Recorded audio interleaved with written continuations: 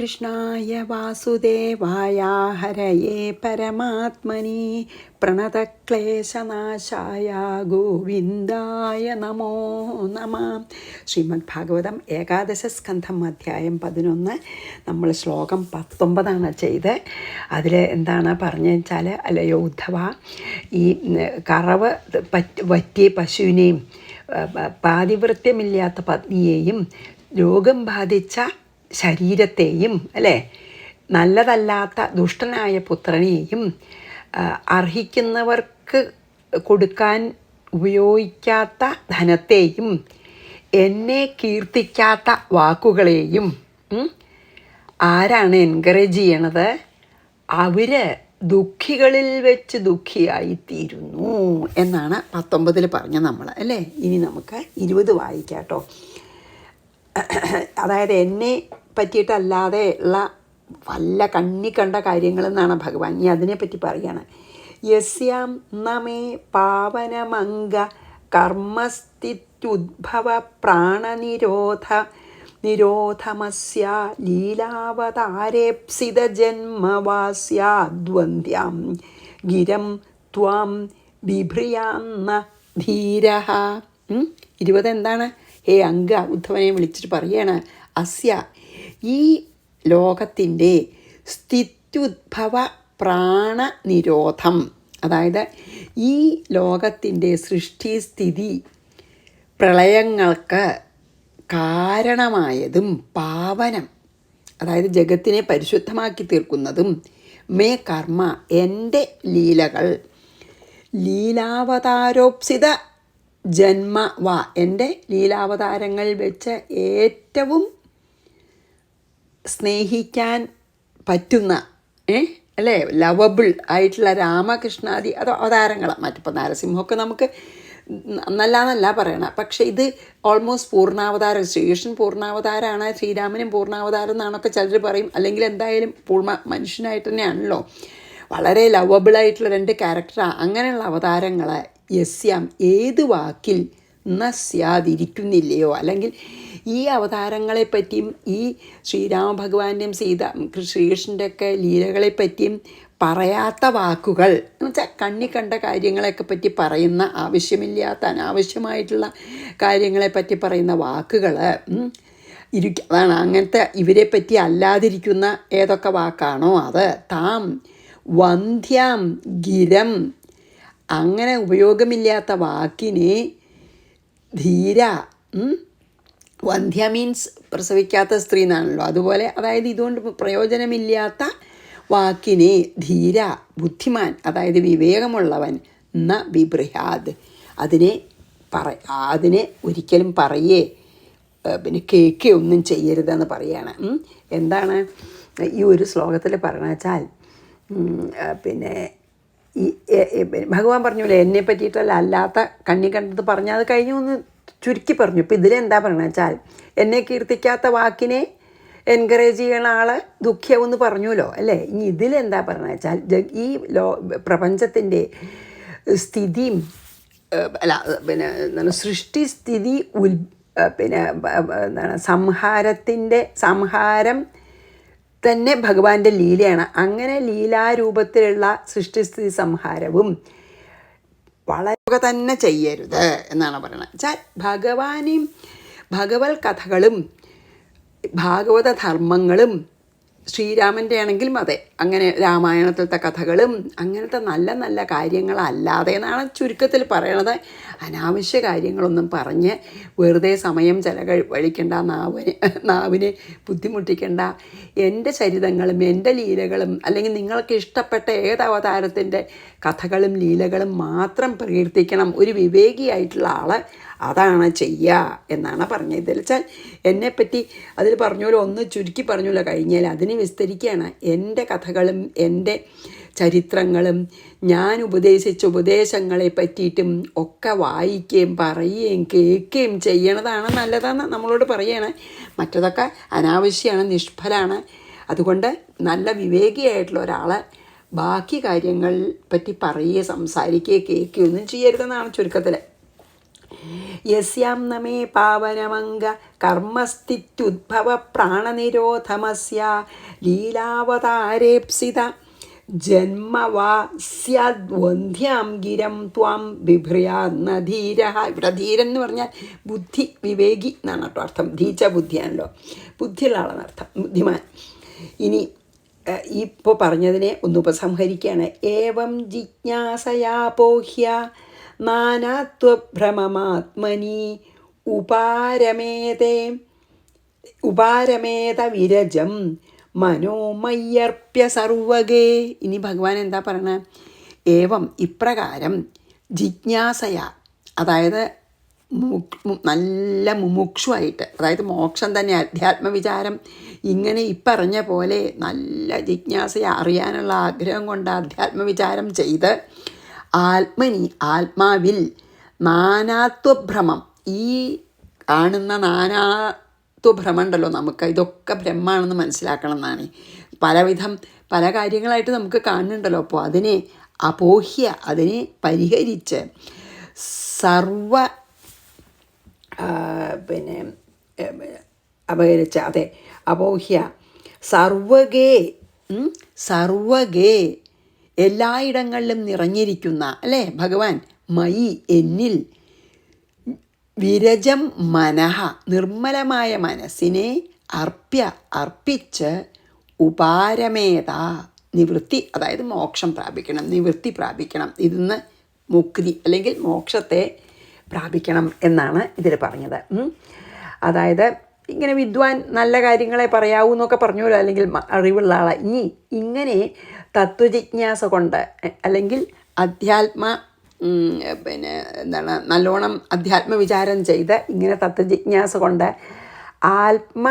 നമ്മുടെ ഈ നാനാത്വഭ്രമത്തെ നീക്കിയിട്ട് മനസ്സിനെ വിടർത്തിയിട്ട് സർവവ്യാപിയായ മനസ്സിനെ സർവവ്യാപിയായ എന്നിൽ അർപ്പിച്ച് എങ്ങനെ ഇരിക്കണം?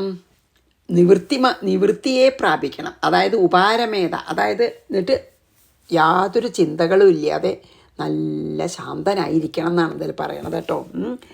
അതായത് ആത്മവിചാരം കൊണ്ട് മുമ്പ് ഞാൻ പറഞ്ഞില്ലേ ഇതുവരെ, അങ്ങനെയുള്ള ആത്മവിചാരം കൊണ്ട് ഈ ആത്മാവിൽ തന്നെ പ്രതിഫലിക്കുന്ന ഈ നാനാത്വം, ഈ പ്രപഞ്ചത്തിന് നാനാത്വ ഭ്രമത്തെ കളഞ്ഞിട്ട് അതില്ലാതെ അതിനെ അവഗണിച്ച് നിർമ്മലമായിട്ടുള്ള ആ മനസ്സിനെ എല്ലാ ദിക്കിലും നിറഞ്ഞു നിൽക്കുന്ന എന്നിൽ അർപ്പിച്ച് നിശ്ചിന്തനായിട്ടിരിക്കണം.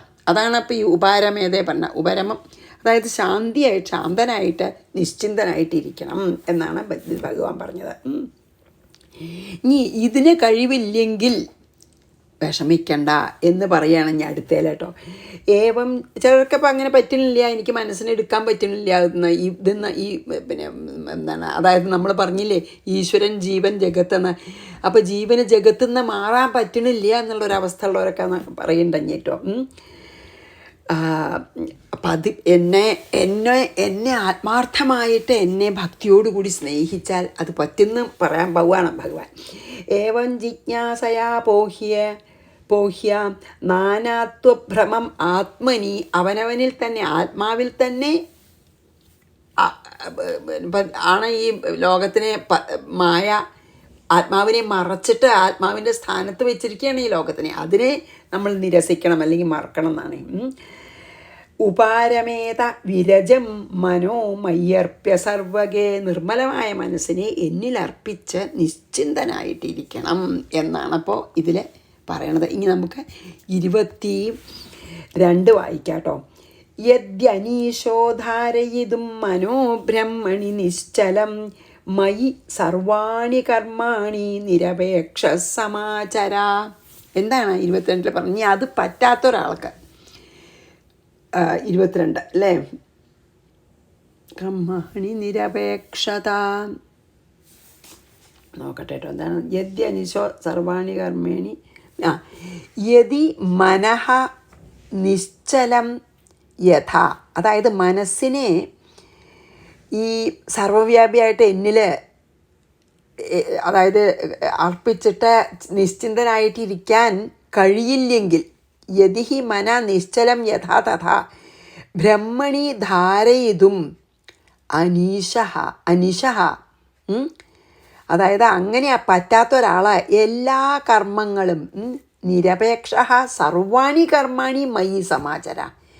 അങ്ങനെ ഞാൻ എല്ലാ ദിക്കിലും നിറങ്ങി നിൽക്കുന്ന എന്നിൽ മനസ്സിനെ അർപ്പിച്ച് നിശ്ചിന്തനായിട്ട് ഇരിക്കാൻ ഒരാൾക്ക് കഴിയില്ലെങ്കിൽ ഒരു കാര്യം ചെയ്താൽ മതി. എല്ലാ കർമ്മങ്ങളും ആ ഫലേച്ഛയില്ലാതെ എന്നിൽ അർപ്പിച്ച് ചെയ്താൽ മതി.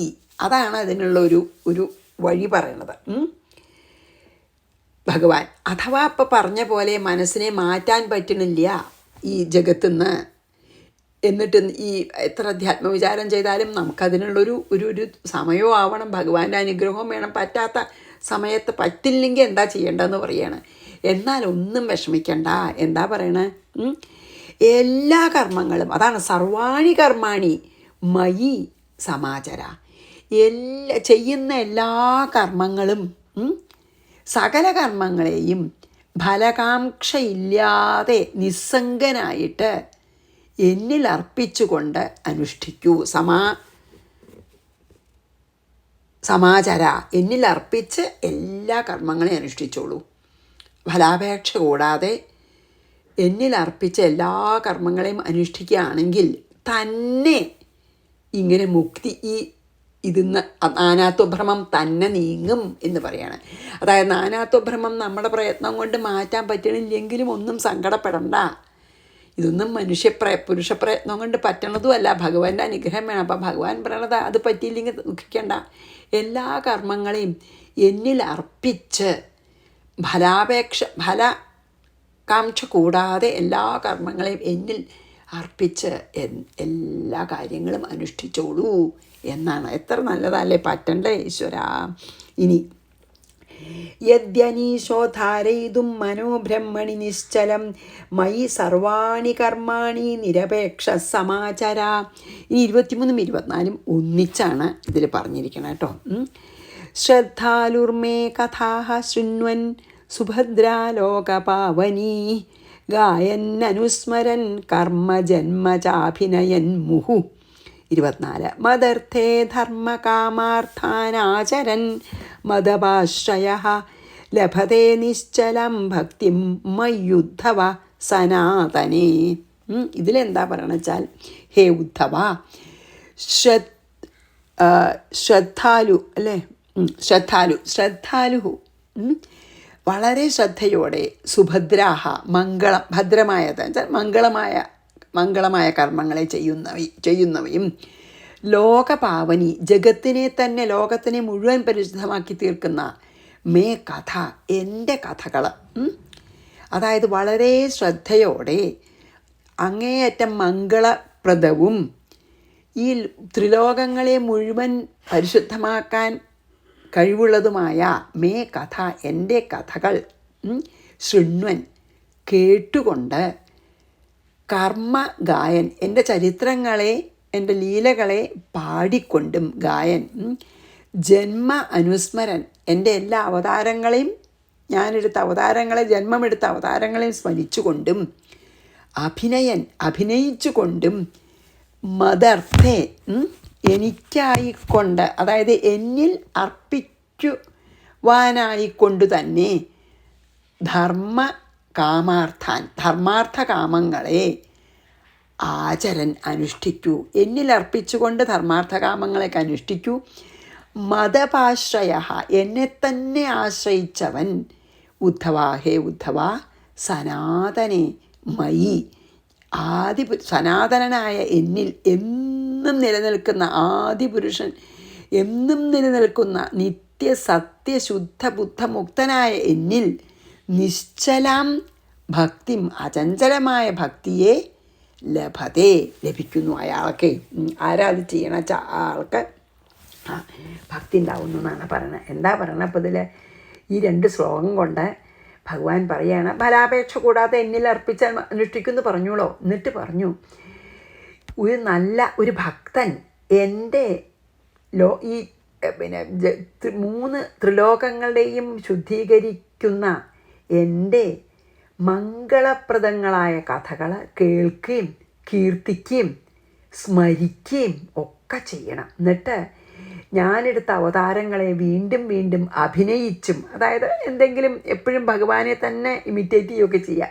എന്നിട്ടോ ധർമ്മകാമാർത്ഥങ്ങളായിട്ട് ധർമാർത്ഥകാമം ആയിട്ടുള്ള എല്ലാ കാര്യങ്ങളും ഭഗവാനിൽ സമർപ്പിച്ച് വേറൊരാളെയും ആശ്രയിക്കാതെ അനന്യാശ്രയനായിട്ട് നിത്യ സനാതനമായ എന്നിൽ നിശ്ചലമായ ഭക്തി തീർച്ചയായിട്ടും അവർക്കുണ്ടാവും എന്നാണ് അപ്പം ഇതിൽ പറഞ്ഞത്. എങ്ങനെയായാലും ഭക്തി ഉണ്ടാവുക എന്ന് പറയുകയാണ്. എങ്ങനെയായാലും ഭക്തി ഉണ്ടാവുക, ഈ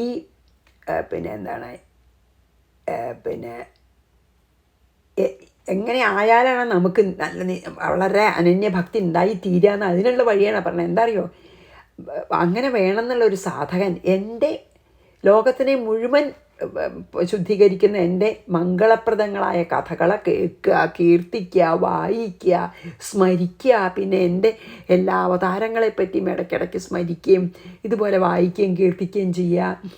അതിനെ നമ്മൾ വേണമെങ്കിൽ ഇപ്പോൾ അഭിനയിക്കുക എന്ന് പറഞ്ഞു വെച്ചാൽ അതിനെ ഉൾക്കൊണ്ടിട്ട് എല്ലാം ചെയ്യുക.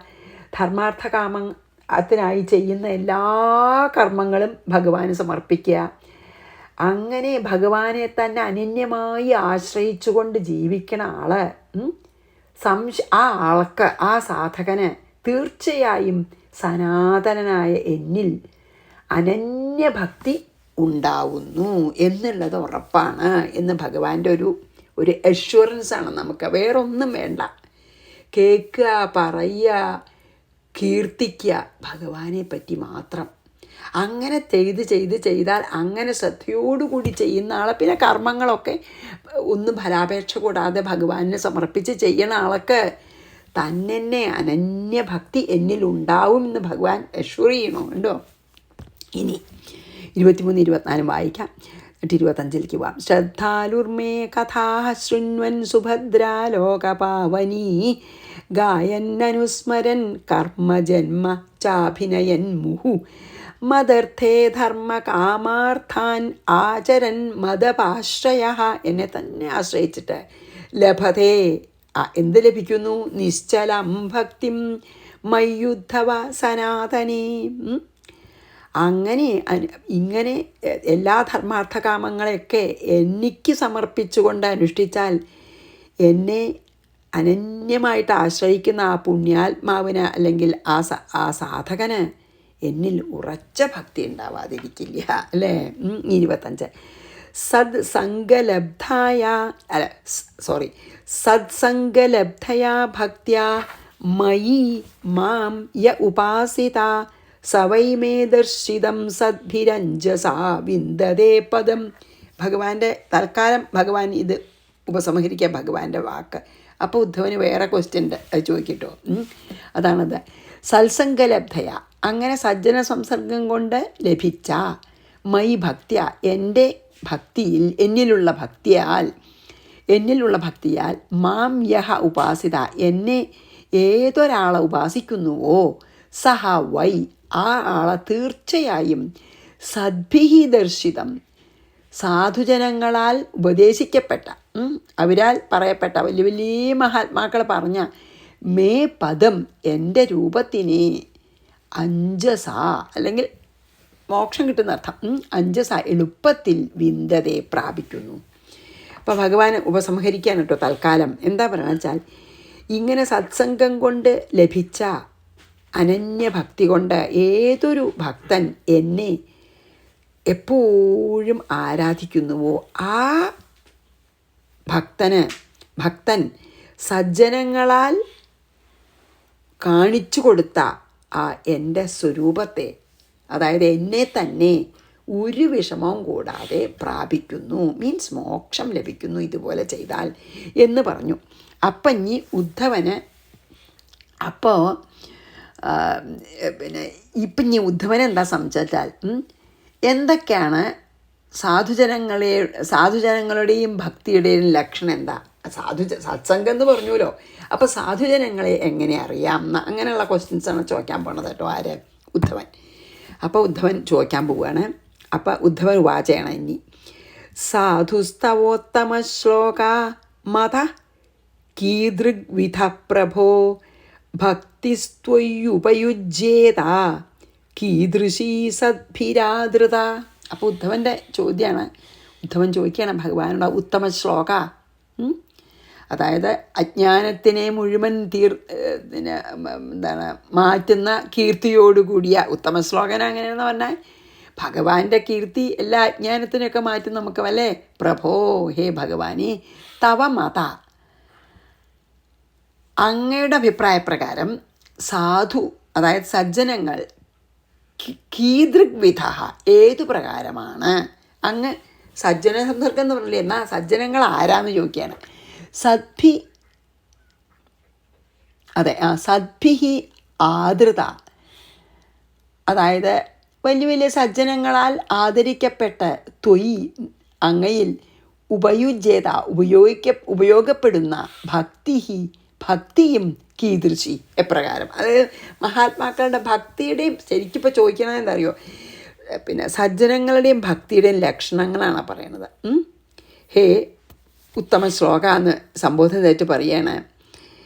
അങ്ങയുടെ കണ്ണിൽ, അങ്ങയുടെ അഭിപ്രായപ്രകാരം ആരാണ് സജ്ജന, അല്ലെങ്കിൽ ഏത് സജ്ജനമാണ് അവിടേക്ക് ഏത് സജ്ജനങ്ങളെയാണ് അങ്ങയ്ക്ക് സമ്മതമായിട്ടുള്ളത്, അല്ലെങ്കിൽ സജ്ജനങ്ങൾക്ക് വേണ്ട ലക്ഷണങ്ങൾ അങ്ങയുടെ അഭിപ്രായത്തിൽ എന്താണ് എന്നാണ് ചോദിക്കണേ.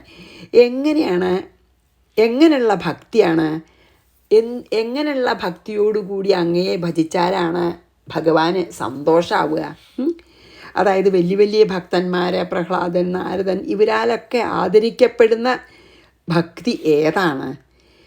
അതായത് ഇപ്പോൾ പലർക്കും, അതായത് ഭഗവാന്റെ വായെന്ന് തന്നെ കേട്ടാലല്ലേ നമുക്കിപ്പോൾ സജ്ജനങ്ങൾ ആരാണെന്നൊക്കെ ഭഗവാനല്ലേ ഏറ്റവും അറിയുക. അപ്പം ഭഗവാനോട് തന്നെ ചോദിക്കുകയാണ്, സജ്ജനങ്ങളെ എങ്ങനെ അറിയാം? അങ്ങയുടെ അഭിപ്രായത്തിൽ സജ്ജനങ്ങൾ ആരാണ്? പിന്നെ വലിയ വലിയ ഭക്തന്മാരാൽ ആദരിക്കപ്പെടുന്ന തരത്തിലുള്ള ഭക്തി ഏതാണ്? അതും പറഞ്ഞുതരാം. അത് ഭഗവാൻ പറയണ പോലെ ആധികാരികമായിട്ട് ആർക്കും പറയാൻ പറ്റില്ലല്ലോ, ഭഗവാനിൽ തന്നെയുള്ള ഭക്തിയാണ്. അതുകൊണ്ട് ചോദിക്കുകയാണ്, സജ്ജനങ്ങളുടെയും ഭക്തിയുടെയും ലക്ഷണം അങ്ങ് തന്നെ എനിക്ക് പറഞ്ഞു തരണം.